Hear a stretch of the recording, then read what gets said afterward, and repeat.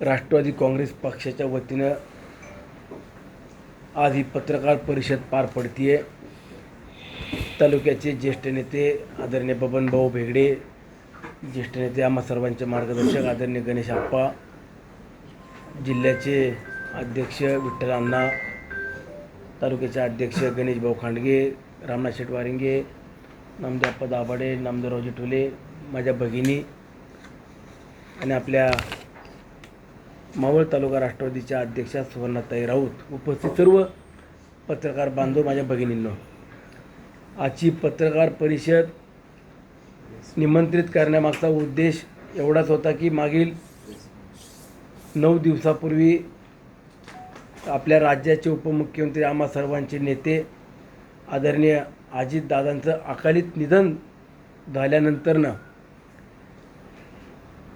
सर्वच महाराष्ट्र असेल किंवा मावळ तालुक्यातील जनता देखील सुन्न आहे आणि या शोक कळा पसरल्यानंतरनं आगामी काळामध्ये महाराष्ट्रामध्ये दादांसारखं नेतृत्व पुन्हा निर्माण करणं याकरता अनेक वर्ष घडवायला जातील। दादांची पोकळी जी काही निर्माण झालेली आहे ही भरून निघणार नाही, हे सर्वसामान्य जनतेच्या देखील आज प्रत्येकाच्या मनात किंवा आपल्याला ओठावरती पाहायला मिळते। दुर्दैवाने ही घटना घडल्यानंतर आम्ही राष्ट्रवादी काँग्रेस पक्षातले सर्वच राज्यातले प्रमुख नेते एकत्रितपणानं बसून राष्ट्रवादी काँग्रेस पक्षाची धुरा कुणाकडे दिली पाहिजे, विधिमंडळाचं कामकाज करत असताना विधिमंडळातील गटनेते म्हणून दादा होते, त्या ठिकाणी कुणाला संधी दिली पाहिजे, या सर्वांचं एकमत होत असताना या राष्ट्रवादी काँग्रेस पक्ष आणि राज्याच्या प्रमुख पदावरती अजितदादांच्या उत्तराधिकारी म्हणून सुनित्राताई पवार यांना त्या ठिकाणी संधी दिली पाहिजे, यावरती एकमत करण्यात आलं आणि आज राज्याच्या उपमुख्यमंत्री म्हणून सुनित्रा वहिनींना संधी दिली। विधिमंडळातलं कामकाज होत असताना गटनेते पदाची जबाबदारी किंवा सर्वस्वी अधिकार हे देखील सुनित्रा वहिनींना त्या ठिकाणी दिलेले आहेत आणि राज्याचे मुख्यमंत्री आदरणीय फडणवीस साहेब असतील, उपमुख्यमंत्री शिंदे साहेब यांनी देखील दादांकडं जी राज्याच्या प्रमुख खात्यांची जबाबदारी होती ती सर्व खाती आणि पुणे जिल्हा बीड जिल्ह्याचं पालकमंत्री हे देखील सुनित्रा वहिनींकडं आहे त्या पद्धतीनं सुपूर्द करण्यात आले आहेत। येणाऱ्या 2 आठवड्यानंतरनं राज्याचं अर्थसंकल्पीय अधिवेशन पार पडेल आणि अर्थसंकल्प मांडत असताना स्वतः मुख्यमंत्री महोदय त्यामध्ये अर्थसंकल्प मांडणार आहेत आणि त्यानंतरनं अर्थ खातं हे देखील सुनित्रा वहिनींकडेच किंवा पक्षातले प्रमुख व्यक्तीकडे राष्ट्रवादी काँग्रेस पक्षाकडेच देण्याचा देखील निर्णय झालेला आहे। मला आपल्या माध्यमातून माझ्या मावळच्या सर्व जनतेला देखील सांगायचे की मागील 6-6.5 वर्षापूर्वी ज्या सुनील शेळकेनं अजितदादांना विरोध करत होता त्याच सुनील शेळकेला उभं करण्याचं काम किंवा पडत्या काळात आधार देण्याचं काम जर कुणी केलं असेल तर ते आदरणीय अजितदादांनी केलं। मी पक्षात नसतानासुद्धा मला राष्ट्रवादी काँग्रेस पक्षाची उमेदवारी जाहीर केली आणि त्यानंतरनं या मावळच्या जनतेने जे काही भरभरून प्रेम दिलं, मला मतदान रूपी आशीर्वाद दिले, त्यातून दादांनी देखील 5 वर्षात मावळच्या विकासाकरता सुनील शेळके जे काही मागेल ते देण्याचं काम दादांनी प्रामाणिकपणे त्या ठिकाणी पार पाडलेलं आहे।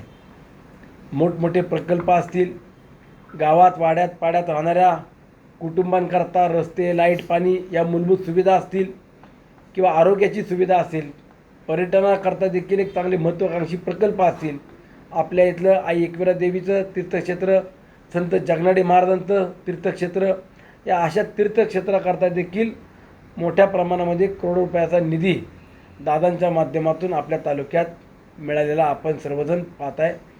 आज प्रत्यक्षात ती कामं देखील उभी राहत आहेत।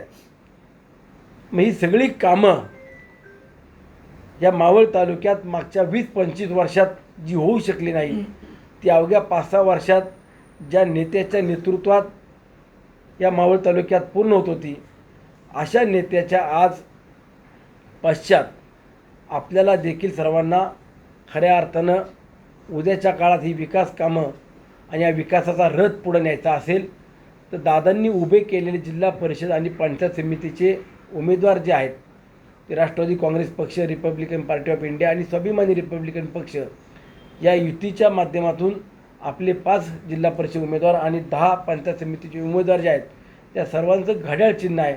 त्या घड्याळ चिन्हासमोरचं बटन दाबून आपण हे सर्वजण उमेदवार विजय करावे. अनेक जण दादांच्या निधनानंतर देखील राजकारण करू पाहत आहेत.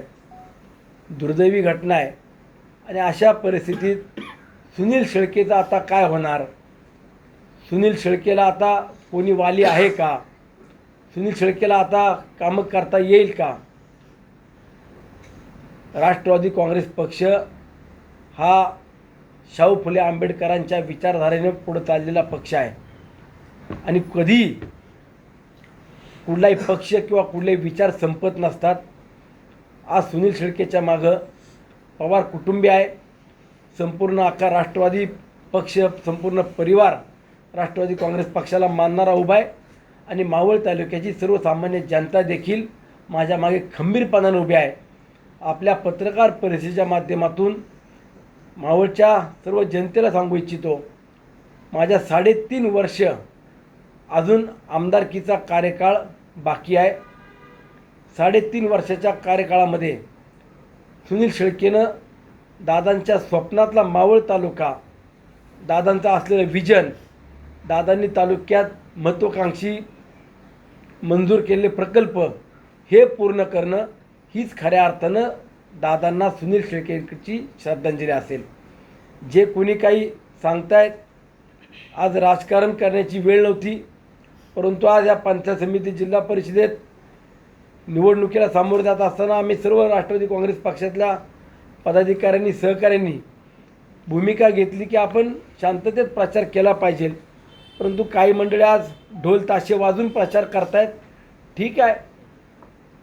आणि तेच लोक आज ज्या चुकीच्या पद्धतीनं अपप्रचार करतायत त्यांना देखील माझं एवढं सांगणं आहे, तुम्ही वैचारिक निवडणुकीनं सामोरे जायला पाहिजे. विचाराची, विकासाची निवडणूक करायला पाहिजे.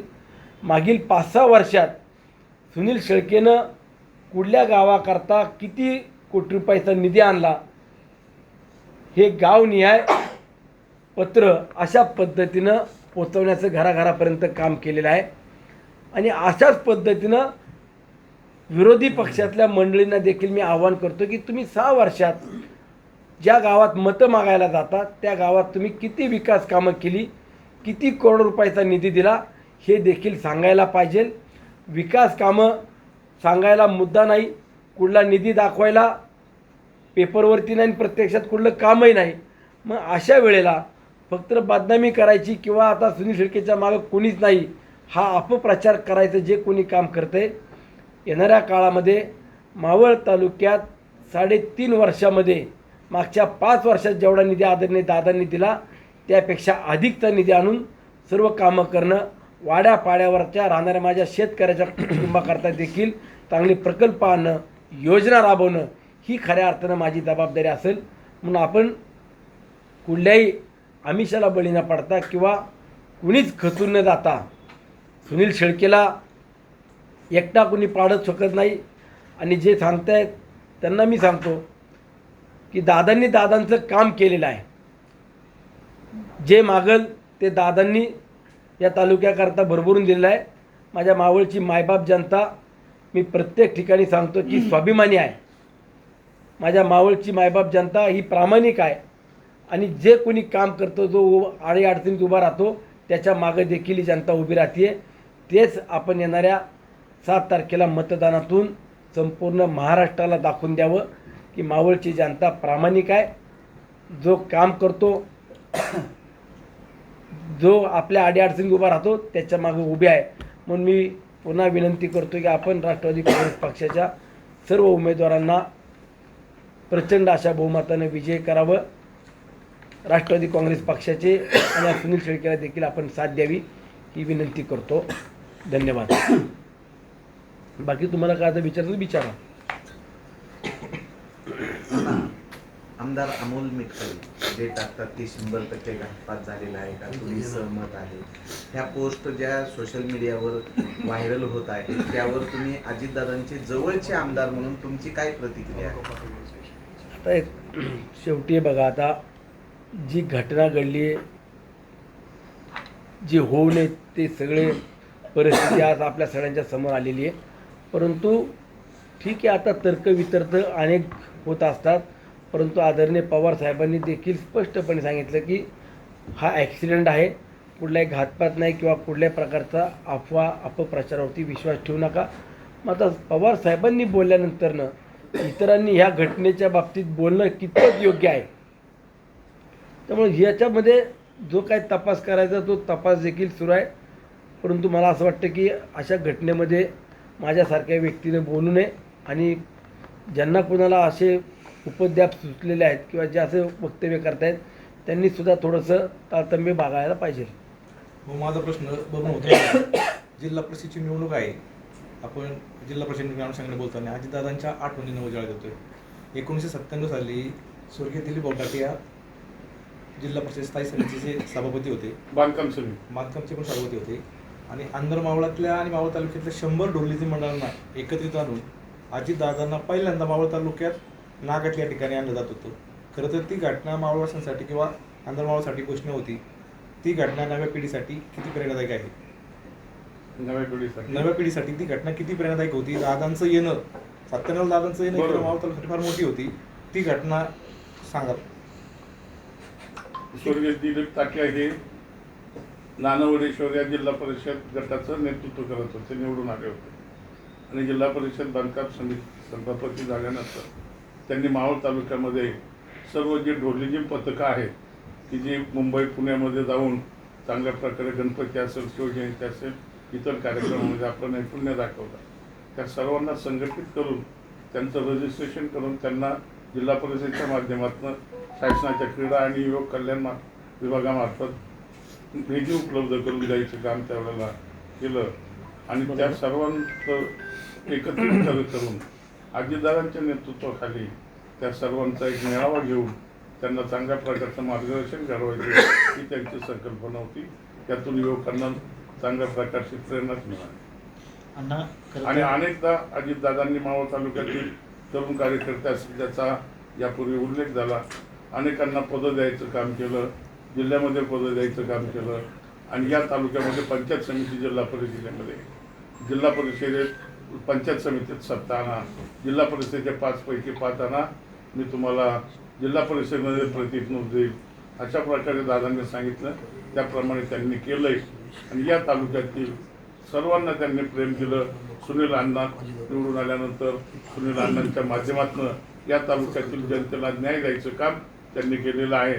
तेव्हा येत्या जिल्हा परिषद पंचायत समिती निवडणुकीत मावळच्या जनतेने भरघोस मताने अजितदादांच्या उमेदवारांना निवडून द्यावं असंच आवाहन करतो. खरं तर अजितदादांच्या निधनापूर्वी जिल्हा परिषद आणि पंचायत समितीच्या निवडणुकीत तुम्ही असं म्हणत होता की पंचायत समितीचे 10च्या 10 आणि जिल्हा परिषदेचे 5 किंवा 1-2 इकडे तिकडे सगळेच्या सगळे उमेदवार निवडून होते. त्यानंतर प्रचाराची जी काय रणनीतीच पूर्ण बदलली, प्रचार राष्ट्रवादीचा काहीसा थंडावलेला वाटला निधनानंतर. आता परत तीच परिस्थिती राहिली. खूप चांगले मताधिक्यानं हे 5 जिल्हा परिषद आणि 10 पंचायत समितीचे उमेदवार माझी मावळची जनता निवडून दिल्याशिवाय राष्ट्रवादी काँग्रेस पक्षाचे गप्प बसणार नाही. शेवटी रणधुमाळी मागच्या 10 दिवसापूर्वीची वेगळी होती आणि आत्ताची परिस्थिती थोडीशी वेगळी आहे. आम्ही बरेच जण किंवा मी स्वतःही कुठंच प्रचाराला गेलो नाही. काल 1-2 ठिकाणी फक्त मला जाणीवपूर्वक बोलवलं होतं. आणि आज हस्ती कलश टाकवे गावात म्हणजे अंदर मावळातल्या प्रमुख गावात येतो आहे, तर तुम्ही त्या ठिकाणी या. आणि तिथून हस्ती कलश घेऊन आम्ही आज श्री क्षेत्र देव या ठिकाणी जाऊन ते सर्व हस्ती विसर्जित केल्या. आणि आता निवडणूक ही थोडीशी वेगळ्या पद्धतीची होती आहे. सुनील शेळकेनं काम केलं का नाही किंवा जर काम केलं आहे आणि कुणाच्या नेतृत्वात केलं तर ते आदरणीय अजितदादांच्या नेतृत्वात केलं आहे. त्याचे साक्षीदार ज्या गावात लोक राहत आहेत ते स्वतः पाहत आहेत, ते स्वतः साक्षीदार आहेत. मग अशा कठीण परिस्थितीत मी किंवा माझ्या पक्षातल्या प्रमुख नेत्यांनी प्रचाराला जावं हे आम्हालाही योग्य वाटत नव्हतं, परंतु प्रचारापेक्षा प्रत्यक्षात जी कामं केली त्या कामांच्या जोरावरती ही माझी मायबाप जनता मला साथ देईल या बाबतीत कुठली मनामध्ये आमच्या शंका नाही आहे. अण्णा, विकास कामं आणि भावनिकता सोशल असं व्हायरल होतंय की भावनिकतावरून मतदान करावं की असे एक फंडा येतोय. तर आपलं मत काय? नाही बघा, शेवटी आता तो क्षणच त्या पद्धतीचा आहे. यामध्ये ही घटनाच आत्ता आज 9वा दिवस आहे.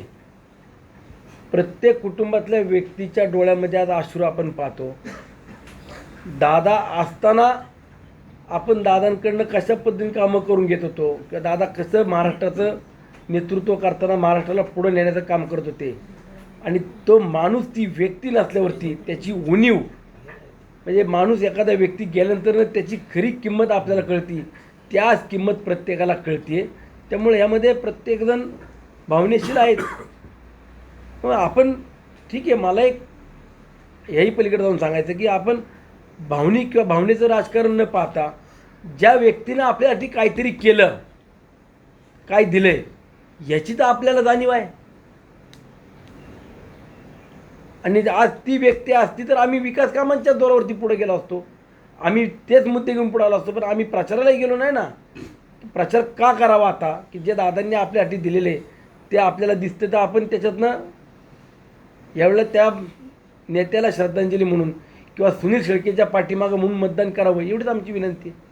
अण्णा, खरं तर पक्षाच्या विलिनीकरणाच्या चर्चा चालू आहेत.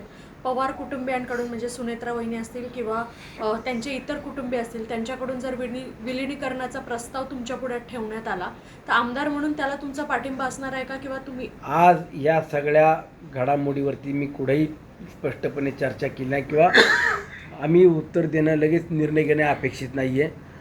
मी प्रत्येक वेळेला मीडियाच्या माध्यमातून सांगत आलो की ज्या वेळेला राष्ट्रवादी काँग्रेस पक्षाची 2.5 वर्षापूर्वी दादा राष्ट्रीय अध्यक्ष झाले, त्याची घटना ज्या वेळेला तयार करण्यात आली त्यामध्ये सर्वस्वी अधिकारी अजितदादांकडे होते.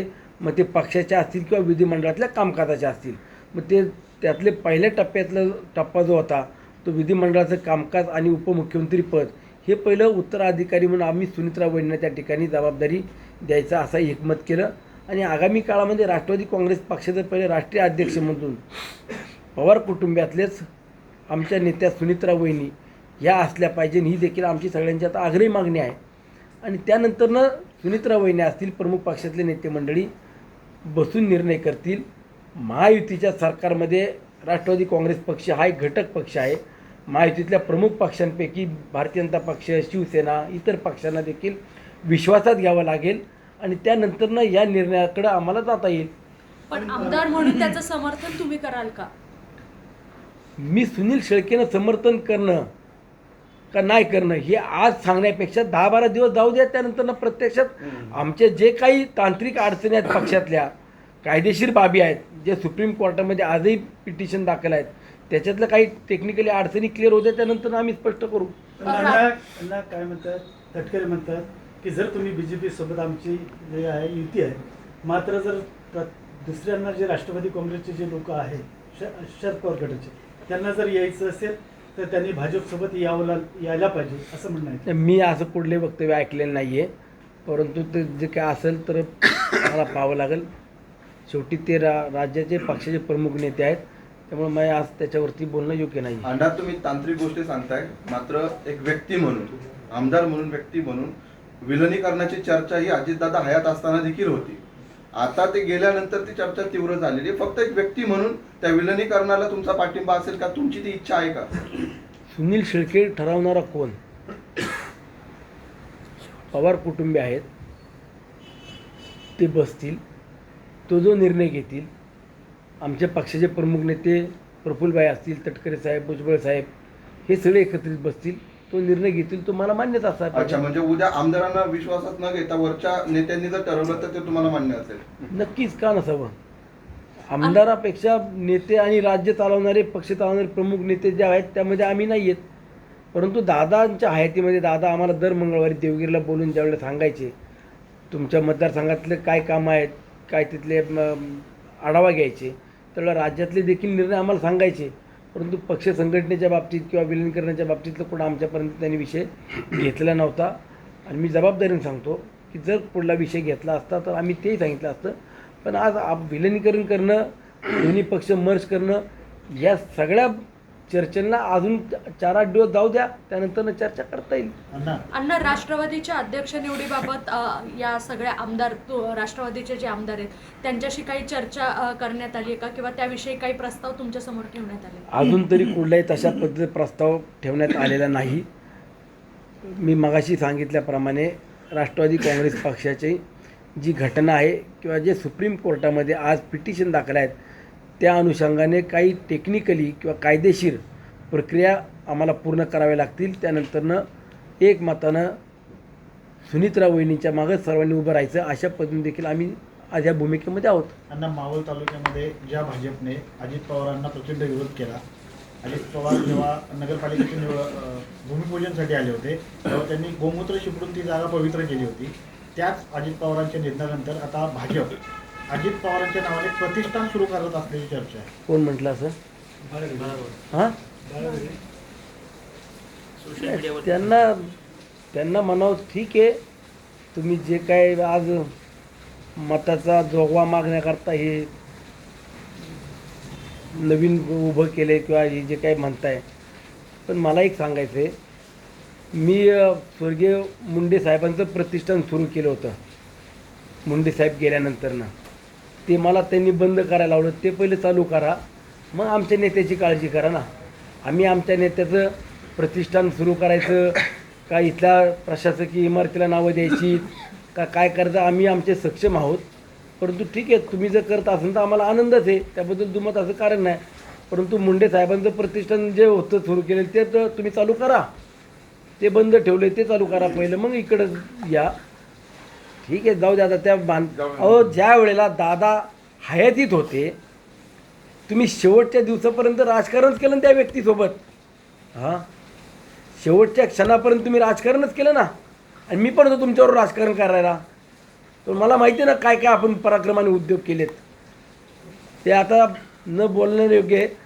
एवढी मोठी प्रशासकीय इमारत मला दाखवावी महाराष्ट्रात की नगर परिषदेची इमारत एवढी सुंदर दुसरी कुठली आहे का गावची. एवढ्या मोठमोठ्या वास्तू उभ्या केल्यात आणि तुम्ही माझ्या दादा आले त्या टायमाला तुम्ही गोमूत्र शिपडले. एवढी तर तुमची नीच प्रवृत्ती, आणि तुम्ही आज वेगवेगळे वल्गण्या करताय किंवा वेगळे काहीतरी आश्वासनं देताय. तुम्हाला खूप दादांवरती प्रेम येतं, लेखी पत्र द्या की मावळ तालुक्यातल्या प्रशासकीय इमारतींना दादांचं नाव द्या. मोठा आज रिंग रोड होतोय, तो खऱ्या अर्थानं दादांच्याच नेतृत्वामध्ये त्याचं संपूर्ण DPR तयार करण्यात आला, सगळं ते कामात सुरू होते. त्या रिंग रोडला दादांचं नाव द्या, या मागण्या करा ना.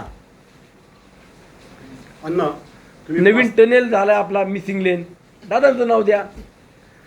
अण्णा, तुम्ही 5 ते 6 वर्षामध्ये 40 ते 45 हजार कोटी रुपयाचा निधी, 4-5 हजार 4-5 हजार कोटीचा निधी तुम्ही मावळ तालुक्यासाठी आणला. विकासाचा वेग मोठा होता आहे, बरं का. आता दादांचं निधन झाले, आता तुम्ही शोकसभेचा विषय म्हणजे शोक पाळताय, बरं का. परंतु मतदारांचं मत ही विरोधी पक्षाची लोक, दादा गेले आता कोण, दादा गेले आता कोण, तर मतदारांना तुम्ही काय सांगू शकाल यावेळेस? नाही, शेवटी दादा गेल्यानंतरनं स्वाभाविक आहे, दादांची जागा कुणीच भरून शकत नाही किंवा त्यांच्या कामाचा आवाका, त्यांचं असलेलं विजन हे आज नक्कीच काळाच्या पडद्याआड गेले. परंतु आज सुनित्रा वहिनींच्या नेतृत्वामध्ये आम्ही सर्वजण त्या माऊलीच्या छत्रछायाखाली पुढं जातो आहे. राष्ट्रवादी काँग्रेस पक्ष त्यांच्याच पाठीमागं एक संघ उभा आहे आणि आगामी काळामध्ये पुणे जिल्ह्याच्या पालकमंत्री म्हणून किंवा महाराष्ट्राच्या उपमुख्यमंत्री म्हणून राष्ट्रवादी काँग्रेस पक्षाची धुरा या सुनित्रा वहिनी योग्य पद्धतीने पार पडतील, या बाबतीत आमच्या मनात शंका नाही. 4 ते 5,000 कोटीच्या विकास कामावरून तुम्ही मतं मागताय.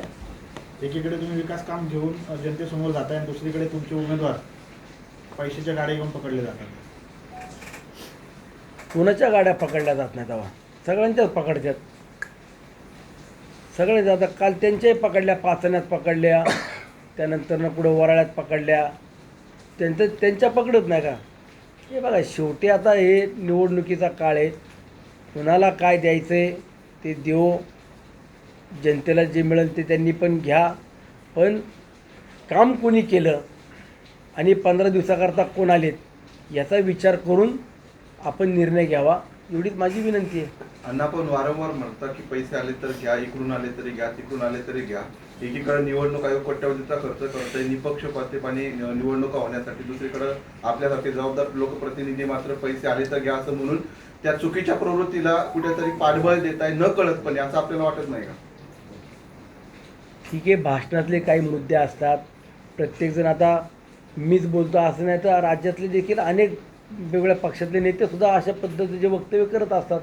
परंतु आज तर मी तुम्हाला सांगतो की काय घ्या द्यापेक्षा आज ज्या नेत्यानं या तालुक्याकरता भरभरून दिलं त्या नेत्याच्या प्रती आपण आदरानं पाहून आगामी काळात, दादा तुम्ही आमच्यासाठी जे काय केलं त्यातून उत्तराई होण्याकरता आजचे उमेदवार हे तुमच्या आहेत, तुमच्या मागं उभे आहोत, हे तुम्ही मतातून दाखवावं, एवढं माझी त्यांना विनंती राहील. आपण वारंवार किंवा राष्ट्रवादी काँग्रेस पक्षाकडनं वारंवार भावनिक आवाहन केलं जाते. मुळात ज्यावेळेस युगेंद्र पवार समोर रडले होते त्यावेळेस भावनिकतेकडे निवडणूक नका नेऊ असं वक्तव्य दादा हयात असताना दादांनी केलं होतं. मात्र त्यांच्या पक्षात राष्ट्रवादी काँग्रेसकडनं मात्र भावनिकतेचा मुद्दा करून मतं मागितली जातं, हे कितपत योग्य आहे? माणसं हयातीत असणं आणि माणूस गेल्यानंतरनं याच्यात तुम्हाला ह्याच्यातला फरक तरी जाणवतो का नाही, वाटतो का नाही?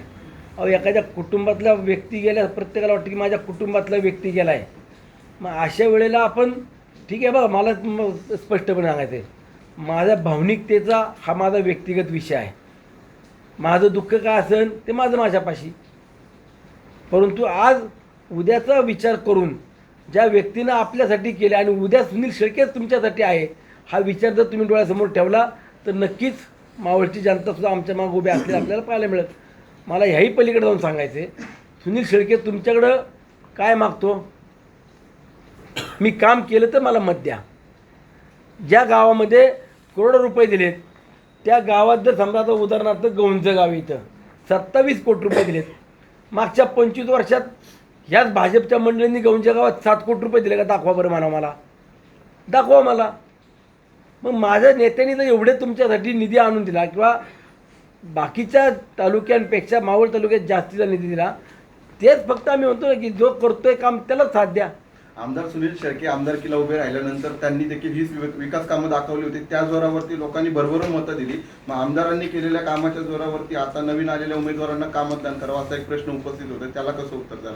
7 वर्षात मला वाटतं 9 वर्षाने ना भाऊ, 9 वर्षानंतरनं पहिल्यांदा जिल्हा परिषद, बरोबर ना, 9 वर्षानंतरनं पहिल्यांदा जिल्हा परिषद पंचायत समिती निवडणूक पार पडते. जे निवडणुकीच्या रिंगणात आत्ताचे उमेदवार आहेत ह्याच्यातले 1 किंवा 2 फक्त उमेदवार आमचे पंचायत समितीचे आहेत, बाकी सगळे नौके आहेत. पण ह्या उमेदवारांच्या पाठीमागं उभा कोण आहे? सुनील शेळके, माझ्या राष्ट्रवादी काँग्रेस पक्षाचे नेते उभे आहेत. मग त्यांना काम करण्याची संधी द्या. 5 वर्ष सुनील शेळकेनं काम केलं म्हणून दुसऱ्यांदा आमदार केला ना, तसं यांना आता पहिली वेळ, यांना एक वेळ संधी द्या, चांगलं काम करून दाखवायची जबाबदारी त्यांची, तेवढी माझी पण आहे.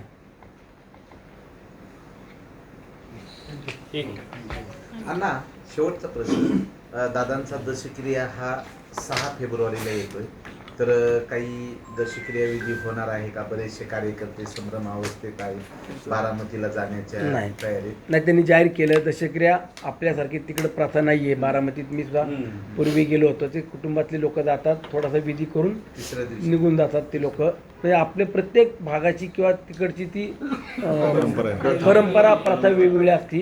आता आपल्या इकडं दशक्रियाला पिंडदान किंवा बाकीचे विधी केले जातात, प्रवचन ठेवलं जातं, परंतु तिकडं तसं काय पद्धत नाही आहे.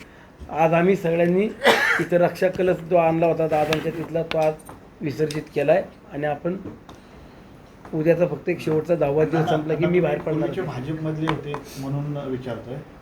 आत्ता म्हटलं जातं की अजित पवारांच्या निधनानंतर राष्ट्रवादीने भावनिक राजकारण करू नये, परंतु जेव्हा 2011ला पवना गोळीबार झाला आणि त्याच्यात 3 लोक मृत्युमुखी पडले, त्यानंतरच्या निवडणुका तुम्ही भाजपमध्ये होता, त्या निवडणुका भावनिक मुद्द्यावर लढवल्या गेल्या होत्या. आम्ही तर फोटो घेऊनच फिरत होतो की सगळीकडं. 2011ला घटना घडली, आणि 2014ला म्हणजे त्यानंतरनं 2 वर्षांनी 2-2.5 वर्षानंतर सुद्धा आम्ही तेच फोटो घेऊन फिरत होतो.